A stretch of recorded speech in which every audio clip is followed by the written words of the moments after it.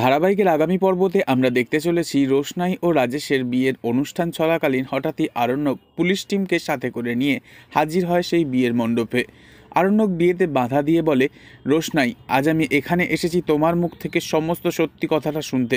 শেষমেশ স্যারজির সম্মান বাঁচাতে রাজেশকে একটুও ভয় না পেয়ে রোশনাই পুলিশের সামনে বলে দেয়, যে মানুষটার হাত থেকে বাঁচতে স্যারজি আমাকে এত প্রোটেকশন দিয়ে এই বেনারসে পাঠিয়েছে, হঠাৎ করে বেনারসে পা রাখতেই আমি কেন তাকে বিয়েটা করতে যাব? আমাকে আসলে ভয় দেখিয়েছে, বাধ্য করেছে এই রাজেশ। এরপর এই কথা শুনে রাজেশ অসম্ভব রেগে যায় রোশনাই এবং আরণ্যকের ওপর, বন্দুকও বার করে।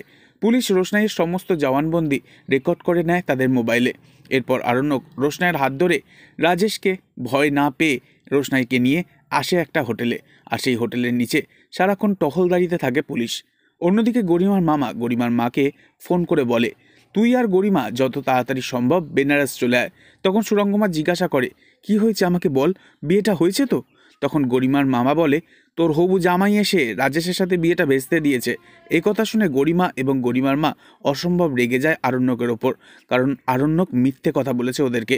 তখন গরিমার মামা বলে, চিন্তা করিস না, তোরা তাড়াতাড়ি এখানে চলে আয়, আমি এখানের এক মন্দিরেই গরিমা ও আরণ্যকের বিয়েটা দেব দায়িত্ব নিয়ে। এরপর সুরঙ্গমা বলে, চিন্তা করিস না, আমরা পরশু দিন যাচ্ছি। রোশনাইয়ের কাছে আমি কিছুতেই আমার গরিমাকে হেরে যেতে দেব না।